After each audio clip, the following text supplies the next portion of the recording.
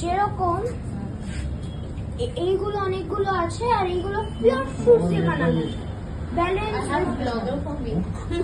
Cookies and cream আছে, কলকাতা পান আছে, পিওর ভ্যানিলা যেটা আমি খাচ্ছি। ভ্যানিলাটা দারুণ খেতে। ওখানে অনেক কিছু আছে, কোনো chemicals, no food colour, pure fruit. তো গাইস মানে গুলাবের আছে, অনেক কিছু আছে, কি সীতাফল, অরেঞ্জ আছে, অনেক কিছু আছে গাইস। So by.